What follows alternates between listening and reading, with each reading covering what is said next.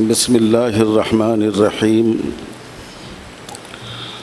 الحمد للہ رب العالمین والصلاة والسلام علی سید الانبیاء والمرسلین وعلی آلہ وصحبہ اجمعین ومن تبعہم بإحسان الی یوم الدین۔ امیر شریعت حضرت مولانا مفتی معز الدین صاحب قاسمی دامت برکاتہم، مسلم ایڈوکیٹ فورم ناندیڑ کے ذمہ دار جناب انظر صدیقی صاحب، بورڈ کے معزز رکن حضرت مولانا محفوظ الرحمن صاحب فاروقی، اس پروگرام کے دو بیرونی مہمان جناب مولانا جمال عارف ندوی صاحب اور مولانا عمر عابدین قاسمی صاحب، حضرات علماء کرام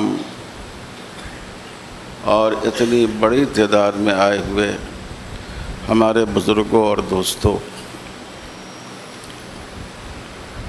اس کو ایسے کر دیں۔ یہ دین کی محبت ہے، اللہ اور اللہ کے رسول صلی اللہ علیہ وسلم سے تعلق ہے، جس نے ہم سب کو یہاں ایک جگہ جمع کر رکھا ہے۔ کوئی مالیگاؤں کا رہنے والا ہے، کوئی حیدرآباد سے آیا ہے، کوئی اورنگ آباد سے آیا ہے، آپ میں سے بھی مختلف لوگ مختلف شہروں سے آئے ہوں گے۔ دین کی نسبت نے اور جناب محمد الرسول اللہ صلی اللہ علیہ وسلم کے رشتے نے ہم سب کو خاندانوں کے فرق کے باوجود، زبانوں کے فرق کے باوجود، مقام اور علاقے کے فرق کے باوجود ایک جگہ جمع کر رکھا ہے۔ اس لیے اس بات کا عزم مصمم کیجئے کہ انشاءاللہ ہم اس ملک میں رہیں گے اور اپنے دین کے ساتھ رہیں گے، اپنی شریعت کے ساتھ رہیں گے، جناب محمد الرسول اللہ صلی اللہ علیہ وسلم کی ایک ایک سنت کو اپنی آنکھوں کا سرما بنائیں گے۔ نہ کوئی آزمائش ہمارے قدم میں تزلزل پیدا کرے گی، لرزہ پیدا کرے گی، نہ کوئی لالچ ہمیں متاثر کرے گی، نہ سونے کی زنجیر ہمارے دل کو خرید سکے گی، اور نہ لوہے کی زنجیر ہمیں خوف زدہ کر سکے گی۔ ہم اسی ملک میں اپنے دین کے ساتھ، اپنی پہچان کے ساتھ، اپنے نبی صلی اللہ علیہ وسلم سے تعلق کے ساتھ، اپنی شریعت کے ساتھ اس ملک میں انشاءاللہ زندہ رہیں گے۔ جو امانت ہمارے آباء و اجداد نے اس دین کی شکل میں ہمیں حوالے کی، جس کے لیے ہمیں کسی مصیبت سے گزرنا نہیں پڑا، جس کے لیے ہمیں کسی آزمائش سے دوچار ہونا نہیں پڑا، ہم اپنی اگلی نسلوں تک اس دین کو پہنچائیں گے۔ میرے بھائیوں اور بزرگوں، اس وقت اس بات کی کوشش کی جا رہی ہے کہ ہماری نسلوں سے ہمارے دین کو چھین لیا جائے۔ یہ کوشش ہو تو رہی ہے 70 سالوں سے۔ اس ملک میں کتنے فسادات ہوئے، مسلمانوں کا اتنا خون بہا کہ اگر کسی ایک دریا میں ان کا لہو ملا دیا گیا ہوتا تو اس کے پانی کا رنگ بدل جاتا۔ لیکن آپ کے دشمنوں نے، اسلام کے دشمنوں نے یہ بات سمجھ لی ہے کہ مسلمانوں کو ڈرا دھمکا کر طاقت کے بل پر ان کے دین سے برگشتہ نہیں کیا جا سکتا، ان کے مذہب سے دور نہیں کیا جا سکتا ہے، اللہ اور اللہ کے رسول صلی اللہ علیہ وسلم سے ان کا رشتہ کاٹا نہیں جا سکتا ہے۔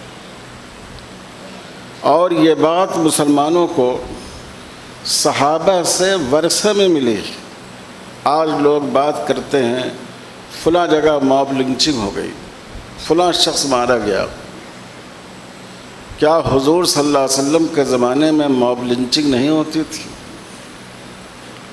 پہلی موب لنچنگ حضرت سمیہ رضی اللہ تعالیٰ عنہ کی ہوئی،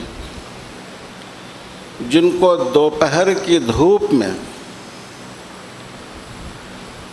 نیزے مار مار کر قتل کر دیا گیا، اور جن کی دونوں ٹانگیں دو اونٹنیوں سے باندھ کر ان کو دو طرف ہکا دیا گیا، جسم کے دو ٹکڑے ہو گئے، لیکن ان کی زبان پر کفر کا کلمہ نہیں آیا۔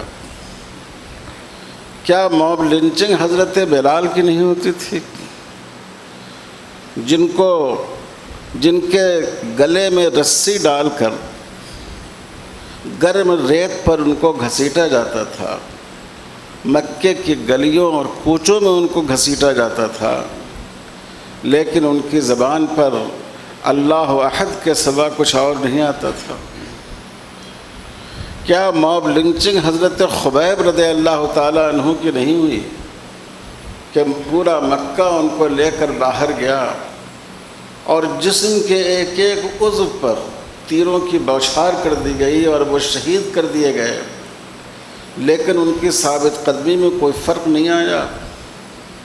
دوستو، یہ جو مسلمانوں میں اللہ نے ثابت قدمی رکھی ہے کہ آخری قطرہ لہو چاہے چلا جائے لیکن ہم اسلام کا دامن نہیں چھوڑیں گے، یہ دراصل میراث ہے حضرات صحابہ کرام کی، جنہوں نے رسول اللہ صلی اللہ علیہ وسلم کے لیے اتنی قربانیاں دیں۔ لیکن اب یہ کوشش کی جا رہی ہے کہ تعلیم کے ذریعے اور میڈیا کے ذریعے آپ کی اگلے نسلوں کے دل و دماغ کو خرید کر لیا جائے۔ ایسی ایجوکیشن پالیسی بنائی جا رہی ہے، بنائی جا چکی ہے، اب نافذ کی جا رہی ہے۔ 2024 تک یہ ایجوکیشن پالیسی گورنمنٹ کے پروگرام کے مطابق پوری کی پوری نافذ ہو جائے گی کہ آپ کے بچے اور کچھ بھی ہوں، ڈاکٹر بن جائیں، انجینئر بن جائیں، لیکن وہ مسلمان باقی نہیں رہے۔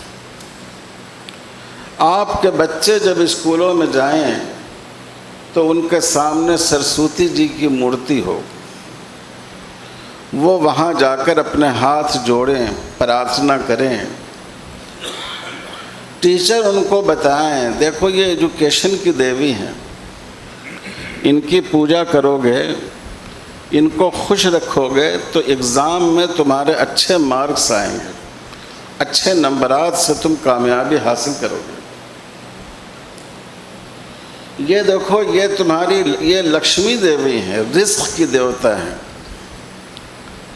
ان کو خوش رکھو گے تو تم کو اچھی جاب ملے گی۔ ہمارے بچوں سے وندے ماترم پڑھوایا جائے، جس میں زمین کو، سرزمین کو معبود بتایا گیا ہے۔ وطن کی محبت انسان کی فطرت کا حصہ ہے۔ حضور صلی اللہ علیہ وسلم کو بھی اپنے وطن سے محبت تھی، لیکن وطن محبوب ہو سکتا ہے، وطن معبود نہیں ہو سکتا ہے۔ تو کچھ پرابلم ہے کیا؟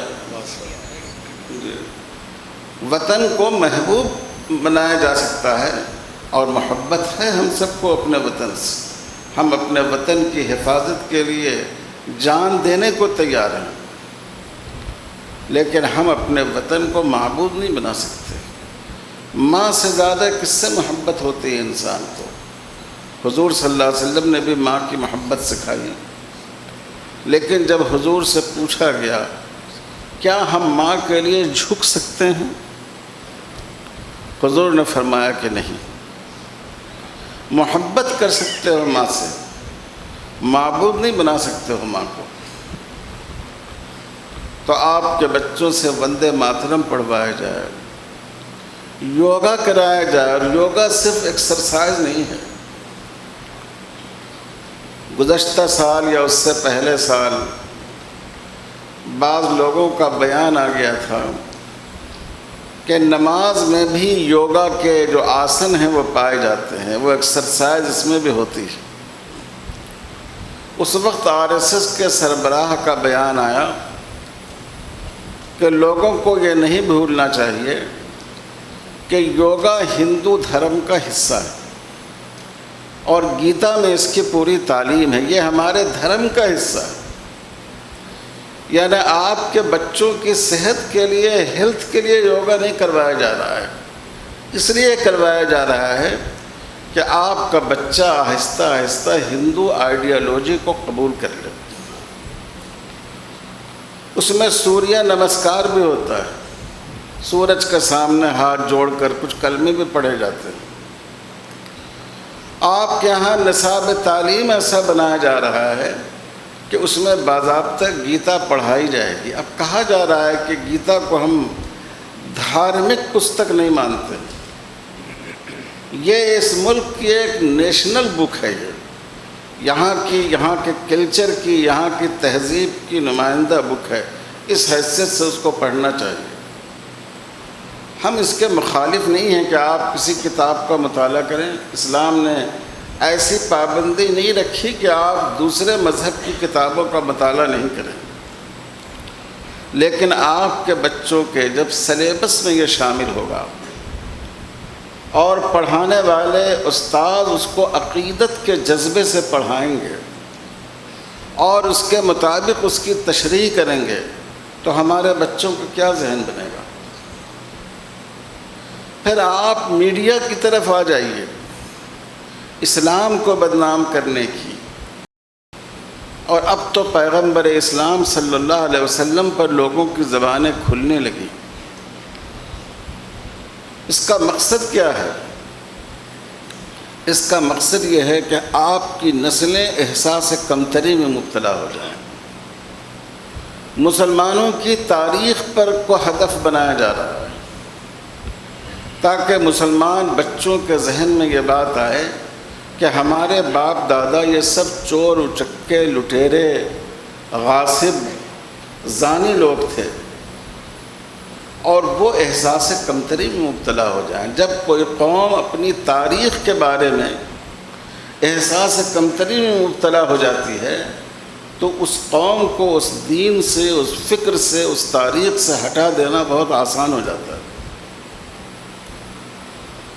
تو کوشش یہ کی جا رہی ہے کہ ہماری آنے والی نسلوں سے ہمارا دین ہٹا دیا جائے، کلچرل پروگراموں کے ذریعے، تعلیمی پروگراموں کے ذریعے، میڈیا کے پروگراموں کے ذریعے، سوالات کے ذریعے، اور اسلام کے بارے میں ان کو بدگمان کر دیا جائے، اسلام کے بارے میں ان کے اندر نفرت پیدا کر دی جائے۔ آپ جانتے ہیں ہمارے ہندو بھائیوں کے ہاں کیسی کیسی دیومالائی کہانیاں ہیں ان کی کتابوں میں، غیر اخلاقی واقعات ہیں، لیکن ہمارے علماء نے ہمیشہ دوسروں کے جذبات کا خیال رکھا، کبھی دل آزاری نہیں کی، کبھی انہوں نے اس کو موضوع نہیں بنایا۔ لیکن آج قرآن و حدیث سے جھوٹا مواد نکالنے کی کوشش کی جا رہی ہے، مسلمانوں کو بدنام کرنے کی کوشش کی جا رہی ہے۔ سلیبس میں سے پورا جو مسلم دور ہے اس کو ہٹا دیا گیا ہے، پراچین کال کی تاریخ، پھر ماڈرن ایج کی تاریخ، بیچ میں جو مسلم دور ہے، جو اصل میں اس ملک کا سنہرا دور ہے، جس دور میں اس ملک کو تہذیب ملی، اس ملک کو ایک بہتر کلچر ملا، اس ملک کو بہترین عمارتیں ملی، اس ملک کو بہترین نظم حکومت ملا، جس دور میں انسانی مساوات اور برابری کا سبق ملا، اور یہاں کی وہ قوم کہ جس کو جانوروں کے برابر سمجھا جاتا تھا ان کو انسانوں کا درجہ دیا گیا، اس پوری تاریخ کو مٹانے کی کوشش کی جا رہی ہے۔ اس کا اثر کیا پڑے گا؟ ظاہر ہے اس کا اثر یہ پڑے گا کہ ہماری آنے والی نسلیں دین سے دور ہو جائیں گی۔ میں ایک بار برطانیہ گیا تھا، مجھے شوق ہوا کیمبرج یونیورسٹی کو دیکھنے کا، تو جو میرے ساتھی تھے وہ اتفاق سے آخری دن تھا میرا، تو آکسفورڈ ہم جا چکے تھے، انہوں نے کہا کہ آج ہم کیمبرج بھی آپ کو دکھاتے ہیں، ادھر سے لے کر گئے ایئرپورٹ کی طرف۔ تو وہاں میں نے دیکھا بہت سی دکانیں ہیں جن کے شروع میں جو نام ہوتا ہے ٹائٹل پہ ال لکھا ہوا ہے، ال۔ تو مجھ کو بڑی حیرت ہوئی۔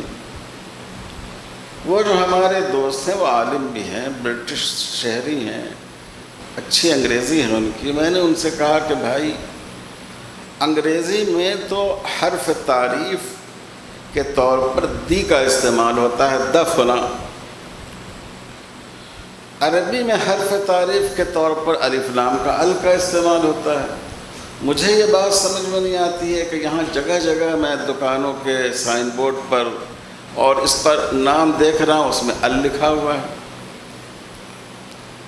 کہنے لگے کہ مولانا اصل میں یہ جو آپ جس علاقے سے گزر رہے ہیں اس میں زیادہ تر لوگ نسلی اعتبار سے یہ فلسطینی ہیں۔ 1948 میں جب اسرائیل بنا اور بڑے پیمانے پر اسرائیل نے وہاں سے فلسطینیوں کو اجاڑا اور بے دخل کیا، بہت بے دردی کے ساتھ۔ تو یورپ کا ایک خاص طریقہ ہے، آپ کو اجاڑتے بھی ہیں اور آپ کو کہیں پر اپنے مقصد کے مطابق بساتے بھی ہیں۔ تو یورپ کے ملکوں نے، خاص کر برطانیہ نے، چونکہ برطانیہ ہی ذمہ دار تھا اس وقت اس کا، اس نے اپنے ہاں بہت سے اجڑے ہوئے فلسطینیوں کو پناہ دی، اسی علاقے میں ان کو آباد کیا گیا۔ تو یہ انہی کی نسل ہے۔ اب یہ مسلمان نہیں ہیں، تو کچھ جانتے ہی نہیں ہیں، ان کو اپنے آباء و اجداد کے بارے میں بھی شاید معلوم نہ ہو، لیکن جو ان کے بزرگ تھے عربی زبان کے قاعدے کے مطابق ان کے نام کے ساتھ ال لگا ہوا تھا، الحداد، الفلاں، الفلاں۔ تو وہ جو ٹائٹل تھا ال کا، جو سر نیم ان کا ہو گیا وہاں، وہ باقی رہا اور وہ انہوں نے اپنے اس میں باقی رکھا ہے۔ ان کو بھی معلوم نہیں ہے کہ اس ال کی حقیقت کیا ہے۔ غور فرمایا آپ نے، ایک پوری قوم جو ہزاروں کی تعداد میں فلسطین سے گئی اور انسانی محبت کے نام پر ان کو بسایا گیا، ان کو کس طرح مرتد کر دیا گیا، اسلام کی دولت سے ان کو محروم کر دیا گیا، اور پوری کی پوری قوم ایک ایسی قوم بن گئی جس کی کوئی شناخت و پہچان باقی نہیں ہے۔ تو آپ یقین جانیں اس ملک میں بھی آپ کے ساتھ یہی کرنے کی کوشش کی جا رہی ہے۔ ہو سکتا ہے کل ہو کر لوگ یہ بھی کہیں کہ دیکھیں انڈونیشیا میں کتنے اچھے نام رکھتے ہیں مسلمان ہندوستان میں عربی نام کیوں رکھتے ہیں؟ آپ ہندی نام رکھیے، آپ سنسکرت نام رکھیے، آپ ہماری طرح نام رکھیے جیسے انڈونیشیا میں رکھتے ہیں، اور ملکوں میں رکھتے ہیں۔ یہ بھی آپ سے مطالبہ کیا جائے تو ہماری آپ کی پہچان کو مٹانے کی کوشش کی جا رہی ہے۔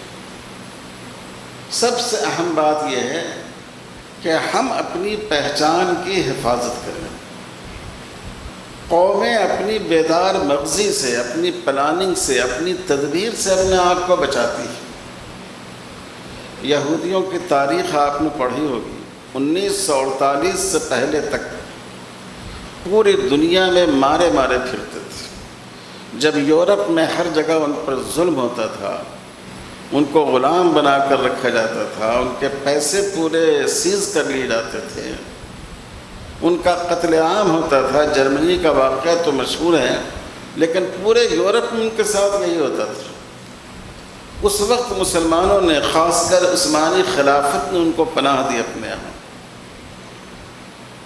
تو 1948 میں جب اسرائیل بنا اور پوری دنیا سے یہودی وہاں جمع ہوئے، تو ان کی جو اصل زبان تھی عبرانی، جن کو ہبرو کہتے ہیں، وہ یہ زبان تو دنیا سے ناپید ہو گئی تھی۔ نہ کسی ملک کی سرکاری زبان تھی، نہ عوامی زبان تھی، نہ سکوں پر اور کرنسی پر لکھی جاتی تھی۔ لیکن انہوں نے اتنے عزم کے ساتھ اپنی زبان کی حفاظت کی کہ جب اسرائیل قائم ہوا تو انہوں نے اپنی سرکاری زبان کی حیثیت سے ہبرو زبان کا اعلان کیا۔ اور میں گیا ہوں فلسطین، آپ وہاں جا کر دیکھ لیں، اسرائیل میں جتنے سائن بورڈ ہیں وہ سب اوپر عبرانی زبان ہوتی ہے، اس کے نیچے انگریزی، اس کے نیچے عربی۔ اور اب 6 مہینہ سال بھر پہلے یہ اطلاع ہے کہ انہوں نے عربی کو ختم کر دیا اس میں سے، اب صرف ہبرو اور انگریزی زبان، یہ 2 زبانیں ہیں وہاں۔ سوچئے صدیاں گزر گئیں۔ حضرت عیسیٰ علیہ السلام کی پیدائش کے بعد 300 سال کے بعد جب رومیوں نے عیسائیت قبول کی، اس وقت سے یہودی یورپ کی ایک مبغوض قوم بن گئے، قابل نفرت قوم بن گئے، اور 1948 تک اس کا سلسلہ جاری رہا۔ لیکن صدیوں کی محرومی کے باوجود انہوں نے اپنی زبان کی حفاظت کی۔ ہم لوگوں کا کیا حال ہے؟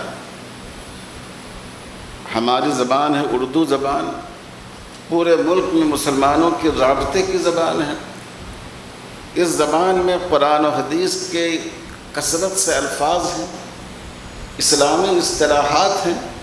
حضرت مولانا علی میاں صاحب رحمۃ اللہ علیہ سے میں نے سنا، فرماتے تھے کہ مولانا مناظر حسن گیلانی رحمۃ اللہ علیہ کہا کرتے تھے کہ عربی کے اور اسلامی اصطلاحات کے 60% الفاظ اردو میں اصل شکل میں یا بدلی ہوئی شکل میں موجود ہیں۔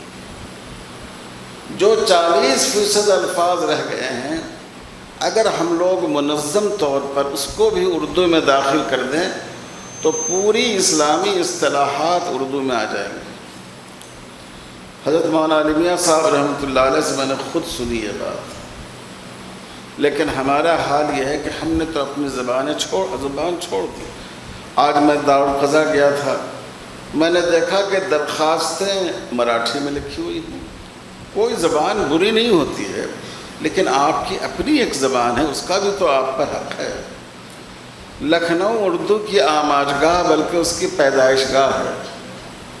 ہم جب لکھنؤ گئے تو فرنگی محل میں بھی دارالقضا قائم ہے، وہاں کے ذمہ دار ایک مشہور عالم ہیں، ان کی دعوت پر میں فرنگی محل گیا، وہاں دارالافتاء بھی ہے اور دارالقضا بھی ہے۔ مجھے دیکھ کر افسوس ہوا کہ جو استفتاء ہیں، جو فتوے کے لیے سوالات کیے گئے ہیں وہ بھی، اور دارالقضا میں تصفیے کے لیے جو درخواستیں کی گئی ہیں وہ بھی زیادہ تر ہندی زبان میں۔ مجھے اتنا افسوس ہوا، مسلمانوں کا شہر جہاں ملک کی آزادی تک بلکہ آزادی کے بعد بھی مسلم نوابی قائم رہی، جہاں ہندوستان کے سب سے بڑے دینی تعلیمی ادارے اردو کے مراکز موجود ہیں، لیکن وہاں صورتحال یہ ہے کہ ہم نے اپنی زبان کو ایسا چھوڑا کہ ہماری نئی نسلیں ہندی میں درخواستیں لکھ رہی ہیں۔ ہم کو دوسروں سے شکایت کرنے کا کیا موقع ہے؟ کیا گورنمنٹ نے ہم کو منع کیا تھا کہ آپ اپنے بچوں کو اردو مت سکھائیے؟ کیا ملک میں کوئی ایسا قانون ہے کہ آپ اردو نہیں بول سکتے ہیں؟ اردو تو ملک کی 14 مسلمہ زبانوں میں شامل ہے، آپ کے نوٹ پر اردو میں لکھا ہوا ہوتا ہے۔ تو میرے بھائیوں اور بزرگوں، اپنی نسلوں کے دین و ایمان کو بچانے کی فکر کیجیے۔ یہ بہت بڑی ضرورت ہے۔ اور اس کے لیے میں یہ عرض کروں گا، میں زیادہ لمبی بات کرنا نہیں چاہتا ہوں، لیکن دو مختصر باتیں میں آپ سے ضرور عرض کرنا چاہتا ہوں۔ اس کا حل یہ ہے کہ آپ اسلامی اسکول زیادہ سے زیادہ قائم کریں۔ دیکھیے، ہمارے بزرگوں نے 1857 کے بعد دینی مدارس قائم کیے، وہ وقت کی بہت بڑی ضرورت تھی۔ انہی مدارس کی برکت ہے کہ آج ہم اور آپ اس شکل میں موجود ہیں، اور آج بھی ان مدارس کی اہمیت میں کوئی کمی نہیں ہوئی ہے، آج بھی ان کی اہمیت اپنی جگہ قائم ہے۔ لیکن سوال یہ ہے کہ آپ مدرسوں میں کتنے بچوں کو داخل کریں گے؟ 1% بچے بھی آپ کے مدرسوں میں نہیں ہوتے۔ سچر کمیٹی کی رپورٹ میں کہا گیا ہے کہ 4% بچے، پڑھنے والے بچوں میں سے 4% یہ مدرسوں میں پڑھتے ہیں۔ اس میں مدرسے میں آپ کا دارالعلوم والا مدرسہ مراد نہیں ہے، ہر مدرسہ جو مکتب ہوتا ہے، صباحی، مسائی، ان سب کو ملا کر دینی تعلیم حاصل کرنے والے بچوں کی تعداد دوسرے طلباء کے درمیان 4% ہے۔ اگر آپ جوڑیں گے تو مدرسے میں جانے والے بچوں کی تعداد ½ بھی نہیں ہوگی۔ آپ اپنے شہر میں تجزیہ کر لیجئے۔ ابھی مجھے معلوم ہوا، ایک علاقے سے آ رہا تھا تو لوگوں نے بتایا کہ یہاں 25,000 طلباء یہ یہاں ٹیوشن پڑھتے ہیں، کوچنگ سینٹر میں پڑھتے ہیں۔ تو آپ اپنے شہر میں جو مسلمان بچے اسکولوں میں جاتے ہیں ان کی تعداد معلوم کیجیے، اور جو مدرسے میں بچے ہیں ان کی تعداد معلوم کیجیے۔ مجھے پورا یقین ہے کہ ½ بھی تعداد نہیں ہوگی مدرسے میں جانے والوں کی۔ یہ بھی بدقسمتی ہے کہ دینی تعلیم کا رجحان کم ہوتا جا رہا ہے۔ تو اب دیکھیے، یہ تو ½ تو مدرسے میں چلے گئے، اب جو یہ 99.5% بچے ہیں، کیا یہ ہماری قوم کے بچے نہیں ہیں؟ کیا ان کے دین و ایمان کو بچانا ہماری ذمہ داری نہیں ہے؟ یا کیا ان کو دین کی ضرورت نہیں ہے؟ اگر ہماری نسل کا اتنا بڑا حصہ دین سے بے بہرا ہو جائے تو جو ½ ہیں، کیا وہ بھی دین کو بچا سکیں گے؟ میرے بھائیوں اور بزرگوں، اس کا کیا حل ہے؟ اس کا حل یہ ہے کہ اپنے اسکول قائم کیجیے۔ دیکھیے، عیسائیوں نے یہاں اپنی مشنری کے ذریعے اسکول قائم کیے، اگرچہ کہ اب ان کا چراغ بھی جھلملا رہا ہے۔ سنگ پریوار والوں نے ان پر بھی بندش بہت سخت کر دی ہے، لیکن آپ جانتے ہیں شمال مشرقی صوبے میں کئی صوبے ایسے ہیں، تقریباً ہندوستان کے 5 صوبے ایسے ہیں جو عیسائی اکثریت ریاستیں ہو گئی، حالانکہ وہاں بہت معمولی تعداد میں عیسائی تھے۔ جھارکھنڈ ہے، 1/3 وہاں عیسائی ہیں۔ کیرالہ میں آپ کو معلوم ہے کہ تقریباً 27% عیسائی ہیں۔ یہ کس چیز کی برکت ہے؟ یہ ان کے مشنری اسکولوں کی برکت ہے۔ عیسائی مذہب میں ایسی کشش نہیں ہے کہ وہ لوگوں کو اپنی طرف کھینچ لے۔ جیسے میں آپ سے بتاؤں کہ عیسائیوں کا 2 بنیادی عقیدہ ہے۔ ایک عقیدہ یہ ہے کہ 3 مل کر ایک ہیں۔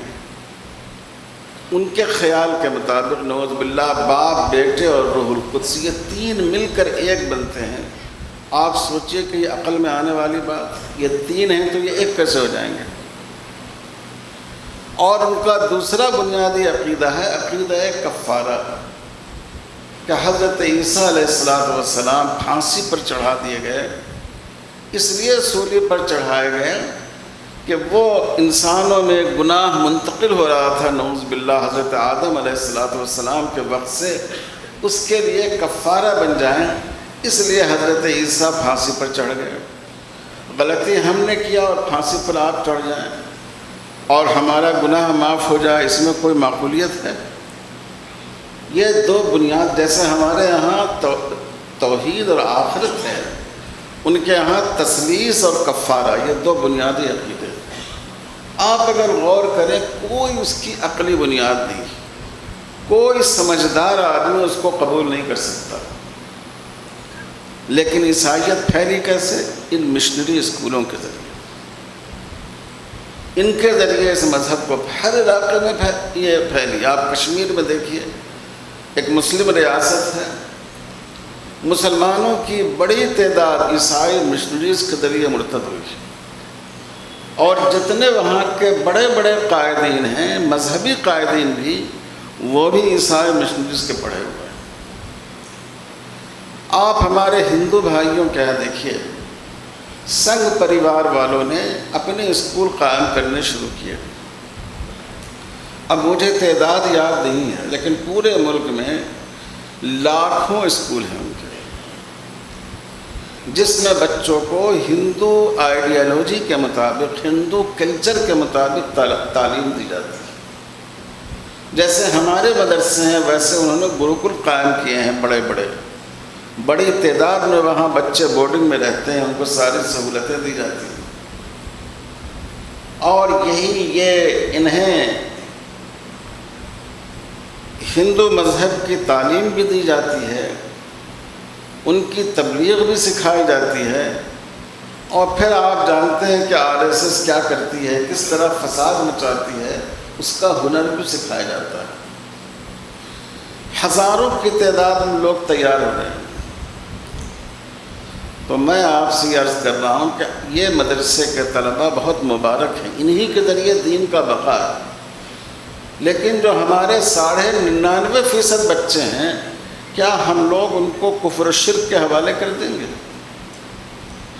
ان کا حل یہ ہے، ایک تو مکتب کے نظام کو مضبوط کیجیے، اور دوسرے اسلامی اسکول قائم کیجیے، ایسے اسکول جس میں بیسک دینی تعلیم کے ساتھ سرکاری نصاب پڑھایا جائے۔ ہر مدرسے کے تحت ایک اسکول، ہر مسجد کے تحت ایک اسکول، ہر مسلم تنظیم اسکول قائم کرے۔ کوئی مسلمان محلہ ایسا نہ ہو جہاں اسلامی اسکول موجود نہ ہو۔ اور میں ایک بات اور بھی عرض کرتا ہوں، یہ ناندیڑ ماشاءاللہ ایک تجارتی شہر ہے، بڑی اچھی بات ہے کہ مسلمان بزنس میں ہیں۔ جو یہاں کے تجار ہیں، اہل ثروت ہیں، جو اپنا پیسہ مختلف کاروبار میں انویسٹ کرتے ہیں، میں ان سے درخواست کرتا ہوں کہ آپ اس میں انویسٹ کیجیے، آپ مختلف معیار کے اسکول قائم کیجیے، آپ کارپوریٹ سطح کے اسکول بھی قائم کیجیے، تاکہ جو لوگ اپنے بچوں کو دوسرے اسکولوں میں پڑھانا نہیں چاہتے، ایک خاص معیار کے وہ عادی ہو گئے ہیں، آپ ان کے لیے، ان مسلمان بچوں کے لیے تعلیم فراہم کر سکیں۔ جو میڈیم کلاس لوگ ہیں، میڈیم فیس ادا کر سکتے ہیں، ان کو اوسط درجے کے انفراسٹرکچر کے ساتھ آپ ان کا اسکول قائم کیجیے۔ جو بہت غریب مسلمان ہیں، سلم آبادیوں میں بستے ہیں، ان کے لیے آپ اسکول قائم کیجیے، ان کا انفراسٹرکچر آپ معمولی رکھیے، لیکن تعلیم کا معیار اچھا رکھیے، کیونکہ وہ اس ماحول میں رہنے کے عادی ہیں، وہ اس کو گوارا کر لیں گے۔ یہ ہمیں کوشش کرنی ہوگی۔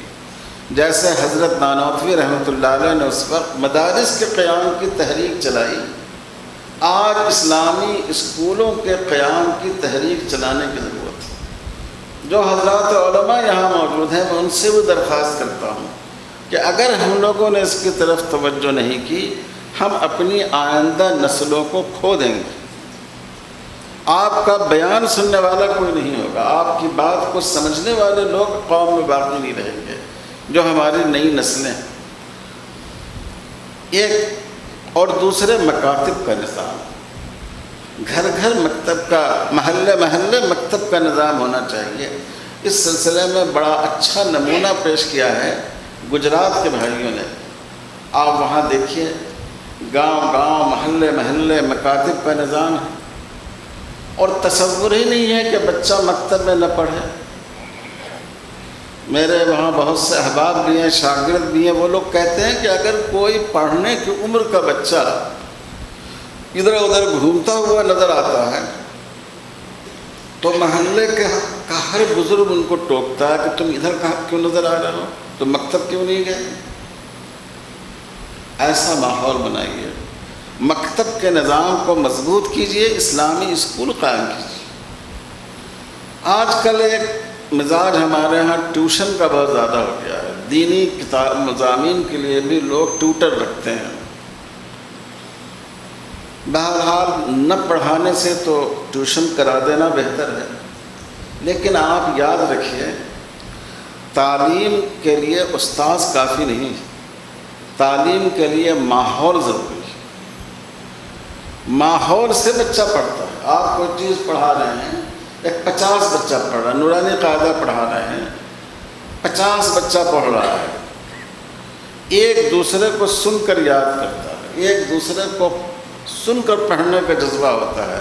آپ کہیں جا کر حفظ کی جماعت کی کلاس دیکھیے، کیسے سارے بچے جھول جھول کر پڑھتے رہتے ہیں، ایک دوسرے کو دیکھ کر ماحول بنتا ہے۔ اگر آپ اپنے گھر میں ایک حفظ کرنے والے بچے کو بٹھا دیجئے کہ بھائی تم اسی طرح پڑھو، ہم ٹیچر بلا دیتے ہیں، کبھی اس طرح حفظ نہیں کر سکے گا۔ کوئی اپنی ذہانت کی وجہ سے تو کر لے تو اور بات ہے۔ مکتب میں آپ کے بچے کو استاذ بھی ملتے ہیں، کتاب بھی ملتی ہے، ماحول بھی ملتا ہے۔ تو اس لیے میرے بھائیوں اور بزرگوں، اس وقت اس ملک میں جیسے اس زمانے میں دارالعلوم دیوبند کی ضرورت تھی، ندوے کی ضرورت تھی، مظاہر علوم کی ضرورت تھی، آج ہمارے ماحول میں اچھے مکاتب کی اور اسلامی اسکولوں کی ضرورت ہے۔ کوئی بچہ ہمارے محلے کا ایسا نہ رہ جائے جو بیسک دینی تعلیم سے محروم ہو۔ بھائی سب لوگ اس پر عمل کریں گے انشاءاللہ؟ انشاءاللہ۔ میں مدارس کے ذمہ داروں سے بھی درخواست کرتا ہوں، جو بچے آپ کے مدرسے میں داخل ہو گئے ہیں، آپ پر صرف ان کی ذمہ داری نہیں ہے، اللہ نے پوری امت کی ذمہ داری آپ پر رکھی۔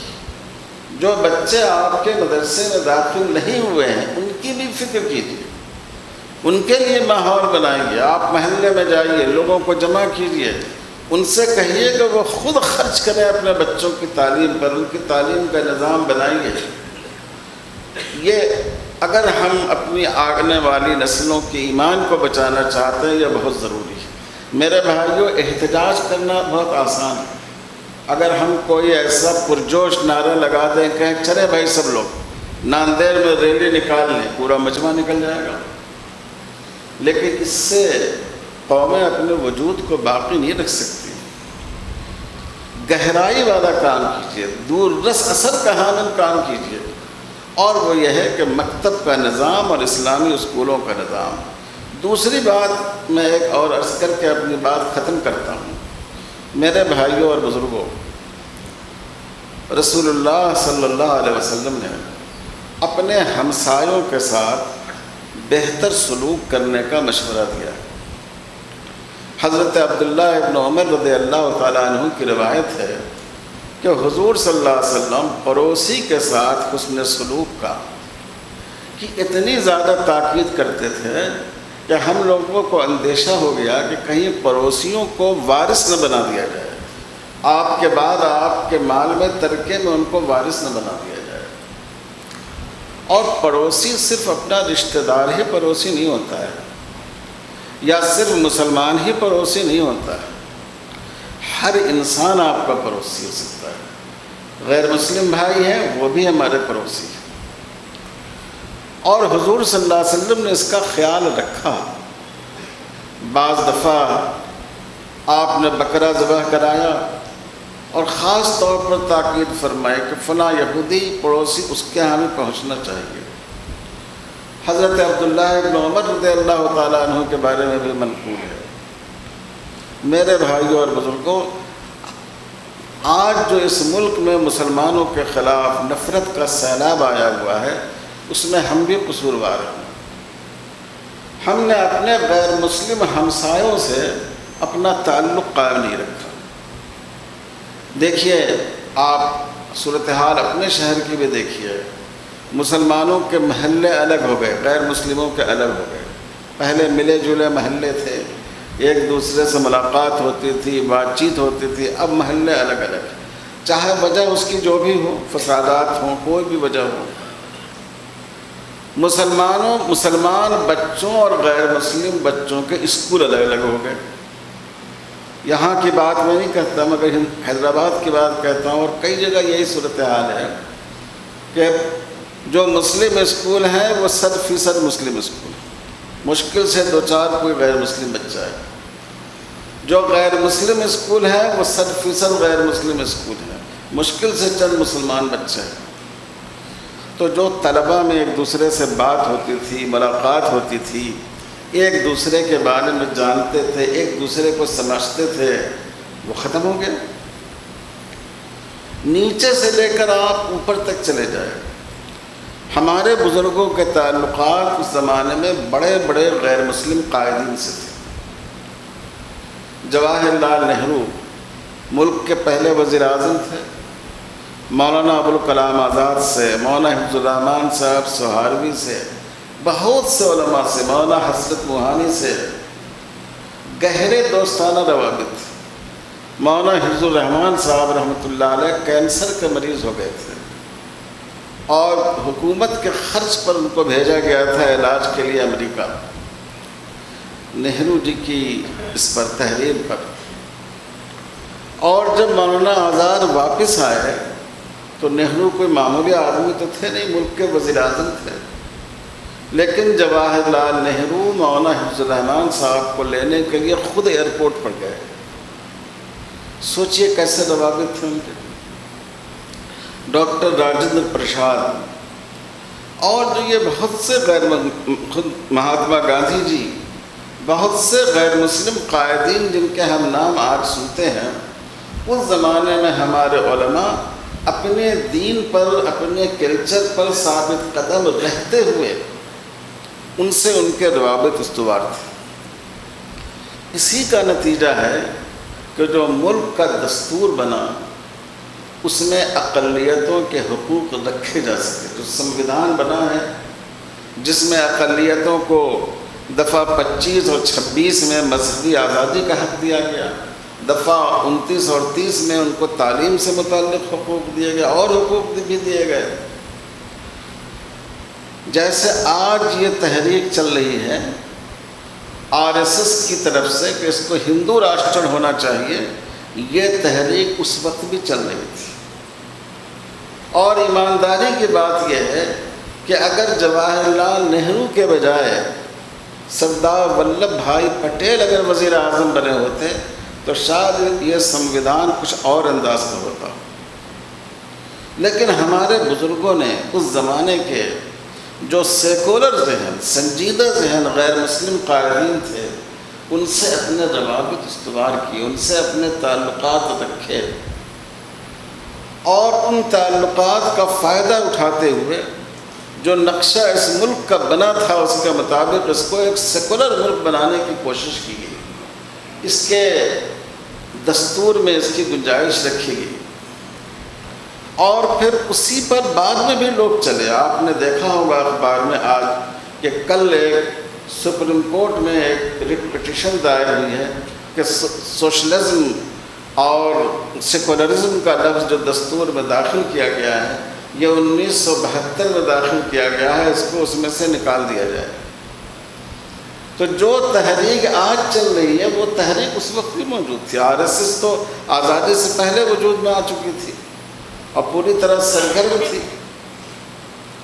لیکن یہ جو ہمارے بزرگوں کی حکمت عملی تھی کہ انہوں نے برادران وطن سے، اپنے ہمسایوں سے اچھے روابط رکھے، اچھے تعلقات رکھے، ایک دوسرے کو سمجھنے اور سمجھانے کا راستہ کھلا رکھا، اس کا یہ فائدہ ہوا کہ وہ اس بات پر قابو پا سکے، ورنہ آج ہمارے اور آپ کے لیے اس ملک میں زندگی گزارنا اور دشوار ہوتا۔ میرے بھائیوں اور بزرگوں، ہم لوگوں نے بڑی غفلت کی ہے، لیکن اب بھی وقت ہے کہ ہم اپنے غیر مسلم بھائیوں کے ساتھ اپنے تعلقات کو بہتر کریں۔ دیکھیے، اپنے ہمسایوں سے بدگمان مت ہوئیے۔ آج بھی اس قوم کی اکثریت انصاف پسند ہے، جب مسلمانوں پر ظلم ہوتا ہے کون اٹھتا ہے اس کے خلاف؟ ابھی دیکھیے وہ تیستا سلوان، ان کو کیا نام ہے پورا؟ تیستا تسلوان. ہاں، تیستا تسلوان، جس نے گجرات کے دنگے پر اتنا کام کیا ہے کہ شاید کسی مسلمان نے بھی کام نہیں کیا، اور اسی جرم میں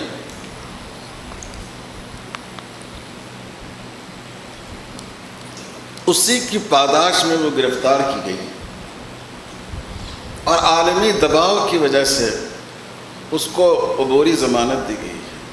کتنے شعبوں میں آپ دیکھیں گے جو غیر مسلم وکلاء ہیں وہ ہمارے مقدمات کی پیروی کرتے ہیں، جو انسانی حقوق کے لوگ ہیں وہ مسلمانوں کے حق میں آواز اٹھتے ہیں. اس وقت جو بلقیس بانو کا مسئلہ چل رہا ہے، اس سلسلے میں آواز اٹھانے والوں میں جتنے مسلمان ہیں اتنے غیر مسلم بھی ہیں. اس لیے ہم کو یہ نہیں سمجھنا چاہیے کہ یہ سارے کے سارے لوگ RSS کے لوگ ہیں، سارے کے سارے لوگ فرقہ پرست لوگ ہیں. یہ ناانصافی کی بات ہوگی. حقیقت یہ ہے،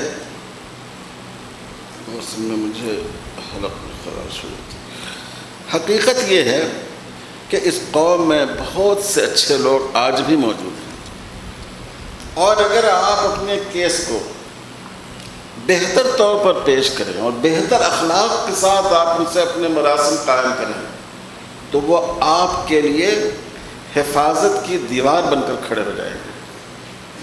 میرے بھائیوں اور بزرگوں، اس پر توجہ دینے کی ضرورت ہے. اس کے لیے کوئی بڑی چیز کی ضرورت نہیں ہے. یہ مسجد ہے آپ کی، ماشاءاللہ اتنی عالیشان مسجد ہے، ہزاروں روپے اس پر ماہانہ خرچ ہوتے ہوں گے، ہونے چاہیے. جہاں آپ شب برات پر خرچ کرتے ہیں، شب قدر پر خرچ کرتے ہیں، رمضان المبارک میں خرچ کرتے ہیں، مسجد کی تقریبات پر ایک فنڈ رکھیے غیر مسلم بھائیوں کو مسجد دکھانے کا. سال میں 1 بار یا 2 بار آپ ایک پروگرام چلائیے، آئیے ہماری مسجد دیکھیے. محلے محلے سے غیر مسلم بھائیوں کو بلائیے، مردوں کو بھی، عورتوں کو بھی، تعلیم یافتہ لوگوں کو بھی، جاہل لوگوں کو بھی. پوری مسجد ان کے سامنے رکھ دیجیے کہ بھی یہ مسجد، آپ جو کچھ دیکھنا چاہیں دیکھ لیں. کیا اس میں کہیں تلوار رکھی ہوئی ہے، کہیں گن رکھا ہوا ہے، کہیں کوئی بارود رکھا ہوا ہے؟ آپ خود اپنے آپ دیکھ لیجیے، اور اس کے بعد ان کی تھوڑی سی ضیافت کیجیے، مختصر سا اسلامی تعارف کرا دیجیے. اگر ناندیڑ شہر کے ہر مسجد میں یہ پروگرام چلے اور اس میں خاص کر غیر مسلم بھائیوں کو بلایا جائے کہ آئیے ہماری مسجد دیکھیے، تو آپ دیکھیے ہزاروں غیر مسلم بھائیوں کا ذہن صاف ہوگا. لوگ یہ سمجھتے ہیں کہ مسجد میں پتہ نہیں ان لوگوں نے کیا چھپا رکھا ہے. اس سال رمضان میں وہ ہم لوگ ہمیشہ ایک دن افطار کی دعوت رکھتے تھے المعہد العالی الاسلامی میں. تو ہمارے علاقے کے جو MP ہیں TRS کے غیر مسلم ہیں، ان کے کچھ لوگ آئے کہ وہ آپ سے ملنا چاہتے ہیں. انہوں نے مسلم پرسنل لاء بورڈ کے حوالے سے میرا نام سنا ہوگا، آپ کے گھر آنا چاہتے ہیں. تو میں نے کہا کہ دیکھو، اگر وہ میرے گھر آئیں گے تو مجھ سے تعلق ہوگا، ادارے میں آئیں گے تو ملت سے تعلق ہوگا.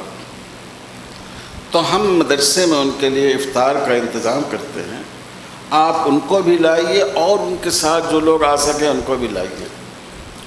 تو ہم لوگوں نے افطار کا نظم رکھا، ان کے ساتھ کافی غیر مسلم افسران بھی آئے اور زیادہ افطار کرایا ہم لوگوں نے. اور مغرب کی نماز میں ان میں مسجد میں ان کو لے گئے، پیچھے کرسیوں پر ان کو بٹھا دیا، آگے جو ہم لوگوں کی نماز جس طرح ہوتی ہے نماز پڑھی گئی. تھوڑا سا ان کو نماز کے بارے میں بتایا گیا، ان سے کہا گیا آپ لوگ دیکھ لیجئے مسجد، خود گھوم کر دیکھیے، کتابیں بھی یہاں رکھی ہوئی ہیں. مسجد میں کیا قرآن مجید ہی تو رہتا ہے، کہ آپ اس میں بھی دیکھ لیجئے کوئی نفرت پر مبنی کوئی کتاب ہے کیا یہاں. ایک کمرہ ہے مؤذن صاحب کا، آپ اس کو بھی دیکھ لیجئے. لوگوں نے بڑی دلچسپی سے دیکھا، نماز کا طریقہ بھی دیکھا. پھر جس حال میں ان کے لیے نظم رکھا تھا وہاں کھانے کے درمیان اور اس کے درمیان مشکل سے 10 منٹ ہم نے اسلام کا تعارف کرایا، اور میں نے کہا کہ ہمارے پیغمبر صلی اللہ علیہ وسلم کی پوری زندگی کی تعلیمات کا نچوڑ انہوں نے آخری حج میں پیش فرمایا، اور وہ یہ تھا آپ کی بنیادی دعوت دو ہی تھی، اللہ تعالیٰ کی توحید اور انسانوں کی وحدت۔ اللہ ایک ہے، تمام انسان ایک ہیں۔ وہ اتنے زیادہ متاثر ہوئے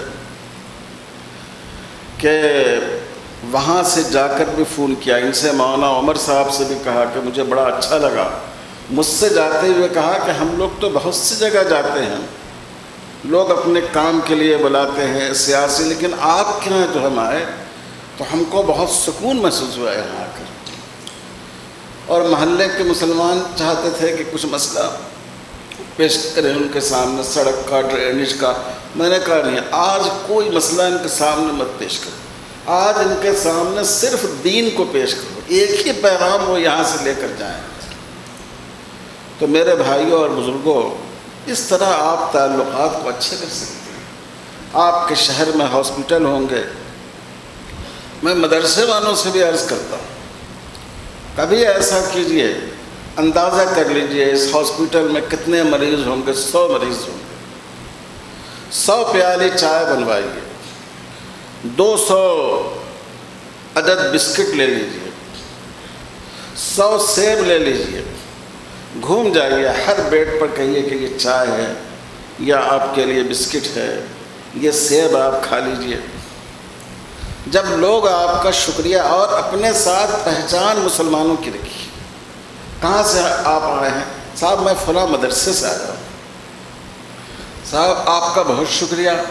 کہہ نہیں، ہمارا شکریہ ادا کرنے کی ضرورت نہیں ہے، ہمارے مدرسے میں یہی تعلیم دی جاتی ہے کہ ہم مریضوں کی عیادت کریں۔ ہمارے پیغمبر صلی اللہ علیہ وسلم نے فرمایا کہ جب آدمی مریض کی عیادت کرتا ہے تو وہ جنت کی کیاری میں ہوتا ہے، اس لیے ہم آپ کے پاس آئے ہیں۔ ہمارے ہاں کوئی بھید بھاؤ نہیں ہے، ہر مریض مریض ہے اور وہ انسان کی ہمدردی کا مستحق ہے۔ آپ سوچئے ان میں تبدیلی آئے گی یا نہیں آئے گی، اور یہ بھی سوچئے کہ کیا اس میں کسی بڑے بجٹ کی ضرورت ہے؟ ہر مدرسہ اس کو کر سکتا ہے، ہر مسجد کے لوگ اس کو کر سکتے ہیں، ہر محلے کے 10-20 آدمی جمع ہو کر اس کام کو کر سکتے ہیں، لیکن ہوگا یہ کہ آپ کے تعلقات ان سے اچھے ہوں گے۔ ان کا اگلے مرحلے میں ان کا نام لیجئے، ان کا فون نمبر لیجئے، خاص موقع سے ان کو بلائیے۔ ربیع الاول کے مہینے میں ہم لوگ کتنا خرچ کرتے ہیں، اور جلوس نکال رہے ہیں اور جلسے کر رہے ہیں، لیکن اصل کرنے کا کام یہ ہے کہ ہم چھوٹے پروگرام کریں، غیر مسلم بھائیوں کو اس میں بلائیں، ان کے سامنے حضور صلی اللہ علیہ وسلم کی سیرت کا انسانی پہلو رکھیں، ان کو کھانا کھلائیں۔ آپ دیکھیے اس سے کتنا بڑا فرق پڑے گا۔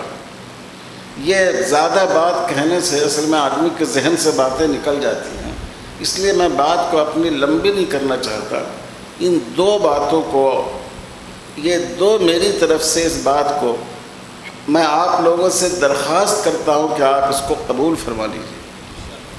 ایک تو اپنی اگلی نسلوں کے ایمان کو بچانے کے لیے مکاتب کا نظام اور اسلامی اسکولوں کا نظام قائم کیجیے، اور دوسرے اپنے غیر مسلم ہمسایوں سے اپنے روابط کو بہتر کیجیے۔ گرمی کا زمانہ ہے، یہ ایسی جگہ ہے کہ جو بیچ کی جگہ ہے، بہت سے لوگ مختلف شہروں میں جانے کے لیے آپ کے یہاں سے گزرتے ہیں۔ آپ ٹھنڈا پانی تھوڑا لے کر بس اسٹینڈ پر کھڑے ہو جائیے، ریلوے اسٹیشن پر کھڑے ہو جائیے، آپ ہر آدمی کو دیتے چلے جائیے، 100-200 بوتلیں آپ کی خرچ ہوں گی، اور اپنی پہچان کے ساتھ جائیے، اپنی ٹوپی کے ساتھ، داڑھی کے ساتھ، تو لوگوں کا ذہن ہمارے بارے میں بدلے گا۔ دیکھیے، ہم اگر چیختے رہیں کہ بہت اندھیرا ہے، اس سے اندھیرا دور نہیں ہوگا۔ اگر ہم ایک چھوٹا سا چراغ جلا دیں تو اس سے اندھیرا دور ہوگا۔ تو محبت کا چراغ جلانے کی کوشش کیجیے، تب نفرت کے اندھیرے دور ہوں گے۔ اور تب اس ملک میں رہنا ہمارے لیے آسان ہوگا، ورنہ اس ملک میں رہنا ہمارے لیے مشکل ہو گیا ہے اور مشکل تر ہوتا چلا جائے گا۔ کیا بھائی سب لوگ اس پر عمل کریں گے؟ انشاءاللہ۔ میں خاص کر مدرسے والوں سے، مسلم اسکولوں والوں سے، مسجد والوں سے درخواست کرتا ہوں، یہ دونوں کام بہت آسان ہیں، خاص کر جو دوسرا کام میں نے بتایا بہت آسان ہے۔ اس کام میں بہت کم خرچ ہے اور بہت کم وقت کا خرچ ہے، لیکن اس کا بڑا فائدہ ہے۔ تو ہم لوگ اس کے لیے کوشش کریں تاکہ اس ملک میں ہم اپنے دین و ایمان کے ساتھ باقی رہ سکیں۔ نہیں وہ سوالات میرے بھائیوں، اب تو 10 بجنے میں 10 منٹ باقی رہ گیا ہے اور ماشاءاللہ سوالات بھی اچھے خاصے ہیں، تو میں یہ چاہ رہا ہوں کہ اس میں بہت سے سوالات تو ایسے ہیں جن کو جو مقامی دارالافتاء ہیں وہ بہت بہتر طور پر اس کا جواب آپ کو دے دیں گے، اور ان سے آپ بات کر لیں، ان سے آپ دریافت کر لیں۔ لیکن کچھ سوالات ایسے ہیں جن کا تعلق مسلم پرسنل لاء بورڈ سے ہے یا بورڈ کی کارگزاری سے ہے، تو اس بارے میں ہم البتہ مختصر سی وضاحت کر دیتے ہیں۔ ایک سوال یہ ہے کہ 3 طلاق اب قانون حکومت کی روح سے قانونی جرم ہے، خلاف ورزی یا قانون کے خلاف چلنے والے کو سزا ہے۔ ایسی صورت میں 3 طلاق کے معاملے میں شرعی قانون پر عمل کیسے کیا جائے؟ کسی معاملے میں قانون بننے کے بعد اختیاری فیصلے کی کوئی گنجائش نہیں رہتی۔ دیکھیے اس میں تو شریعت پر عمل کرنا بہت آسان ہے۔ آپ بتائیے کہ اسلام نے کیا ترغیب دی ہے 3 طلاق دینے کی؟ اسلام میں تو نہایت مبغوض عمل ہے 3 طلاق دینا۔ حضور صلی اللہ علیہ وسلم نے فرمایا کہ اللہ تعالیٰ کے عرش کے ستون ڈول جاتے ہیں، اور تمام فقہاء متفق ہیں کہ 3 طلاق دینا مکروہ ہے یا حرام ہے۔ تو آپ ماحول بنائیے کہ 3 طلاق مت دو، 3 طلاق دے ہی نہیں تو کوئی سوال ہی پیدا نہیں ہوگا۔ تو اس لیے اس کا حل تو آپ کے ہاتھ میں ہے، آپ ماحول بنائیں۔ دیکھو شریعت بھی اس کو حرام کہتی ہے، اور اگر 3 طلاق دو گے تو قانون سے بھی پکڑے جاؤ گے، اور اگر تم بیوی کو علیحدہ کرنا چاہتے ہو تو 3 طلاق کی ضرورت نہیں ہے، 1 طلاق کافی۔ تو ہم اس کا ماحول بنائیں تاکہ قانون سے کسی ٹکراؤ کی نوبت ہی نہیں آئے۔ یہ سوال ہے کہ پولیس یا فوج میں ایک مسلم جوان کو داڑھی رکھنے کی وجہ سے برطرف کر دیا گیا۔ اس نے سپریم کورٹ میں کیس داخل کیا، داڑھی رکھنا اسلام کا لازمی حصہ ہے، ثابت نہیں ہو سکا، اس لیے کورٹ نے فیصلہ دیا کہ داڑھی رکھنا اسلام کا لازمی حصہ نہیں ہے۔ کیس میں سکھ بھائی کی مثال پیش کی گئی جو فوج اور پولیس شعبے میں ملازمت پر رہتے ہوئے داڑھی رکھتے ہیں، لیکن کورٹ نے کہا کہ داڑھی رکھنا سکھ مذہب میں مذہب کا لازمی حصہ ہے۔ یہ تو بہت اہم سوال ہے، لیکن یہ سوال تو ہم نے آپ نے پیدا کیا ہے نا۔ جیسے کوئی سکھ بغیر داڑھی کے نہیں رہتا ہے، اگر ہر مسلمان داڑھی رکھتا تو کورٹ میں یہ سوال پیدا ہوتا ہے۔ آپ کو یہ بتاؤں، یہ کیس بورڈ نہیں لے گیا تھا، یہ کیس بعض مسلمان لے گئے تھے۔ جن مسلمان وکیل کو انہوں نے سپریم کورٹ میں کھڑا کیا، نام لینا مناسب نہیں، ہندوستان کی مشہور شخصیت ہیں، ان کو خود داڑھی نہیں تھی۔ جب ان سے جج نے پوچھا کہ اسلام میں داڑھی رکھنا کیا لازمی عمل ہے، تو انہوں نے کہا نہیں، اختیاری عمل ہے۔ آپ سوچیے، جب آپ کے وکیل ہی یہ کہہ رہے ہیں تو آپ کیسے اس مقدمے کو جیتنے کی توقع رکھ سکتے ہیں؟ لیکن بہرحال بعد ایسے کیس چل رہے ہیں، اس میں مسلم پرسنل لاء بورڈ بھی فریق بنا ہے۔ اصل بات یہ ہے کہ ہم کو مسلمانوں میں ایسا ماحول بنانا چاہیے کہ آپ کے قول میں اور عمل میں نفاق نہ ہو، ٹکراؤ نہ ہو۔ آپ داڑھی کی اہمیت پر تقریر کر رہے ہیں، کورٹ میں جا کر بحث کر رہے ہیں، آپ کے چہرے پہ داڑھی نہیں ہے، تو کم سے کم آپ کو تو اس کیس کو لینا ہی نہیں چاہیے. لیکن بہرحال ہمیں کوشش کرنی چاہیے. دیکھیے قانون پر عمل نہ کرنے کی وجہ سے اس چیز کے لازم نہ ہونے کی یہ دلیل نہیں ہوتی. ہمارے ملک میں بہت سے قانون توڑے جاتے ہیں. اس کا مطلب یہ نہیں ہے کہ قانون کے اعتبار سے وہ چیز صحیح ہو. جہاں اس طرح کا معاملہ ہے اس کے لیے کوشش کرنی چاہیے. ایک کیس اس طرح کا سپریم کورٹ میں ابھی بھی چل رہا ہے، بورڈ اس کے لیے کوشش کر رہا ہے. دعا فرمائیے کہ اللہ تعالیٰ اس میں کامیابی عطا فرمائے. لیکن یہ ایک بنیادی چیز ہے. عدالت یہ دیکھتی ہے کہ بھئی مسلمانوں کی تو غالب اکثریت داڑھی نہیں رکھتی. اگر داڑھی لازم ہوتی تو پھر کیوں یہ لوگ داڑھی نہیں رکھتے؟ اس سوال کا کوئی جواب نہیں. یہ سوال ہے کہ پونا کے ایک مسلم خاتون نے سپریم کورٹ میں ایک کیس داخل کیا جس کے ذریعے اس نے مسجد میں عورتوں کو نماز پڑھنے کی اجازت مانگی ہے. اسلام میں اس کی گنجائش ہے کیا؟ مسلم پرسنل لاء بورڈ اس ضمن میں پیروی کرے گا کیا؟ بورڈ کی کیا رائے ہے؟ کیرالہ کے ایک مندر میں ہندو عورتوں کو کورٹ نے داخلے کی اجازت دے دی. اسی طرز پر عورتوں کو مسجد میں نماز پڑھنے کی اجازت کی سماعت ہوگی. دیکھیے اصل میں مسئلے کو صحیح انداز سے بیان کرنا چاہیے. اسلام نے یہ نہیں کہا ہے کہ عورتوں کا مسجد میں نماز پڑھنا ہی جائز نہیں ہے، اور نے یہ کہا ہے کہ کوئی عورت نماز پڑھنے کے لیے آئے تو اس کو دھکے مار کر نکال دو. اسلام نے یہ کہا ہے کہ عورت کا مسجد میں نماز پڑھنا بہتر نہیں، اس کا اپنے گھر میں نماز پڑھنا بہتر ہے. عورتوں پر جماعت مسجد کی واجب نہیں ہے، اور اس میں عورتوں کی رعایت ہے. عورتوں کے ساتھ جو ذمہ داریاں ہیں اگر ان پر جماعت میں کی نماز واجب قرار دے دی جائے تو ان کے لیے دشواریاں پیدا ہوں گی.